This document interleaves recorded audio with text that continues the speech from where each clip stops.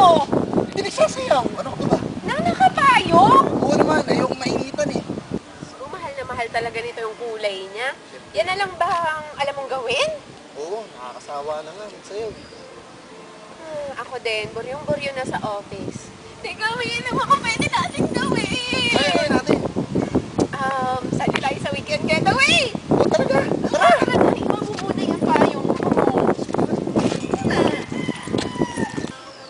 Magpinsan nga pala kami na hindi nagkasama for a very long time. Hi, ako nga pala si Renan. Ang racket ko, pagsasayaw. And ako naman si Jelly.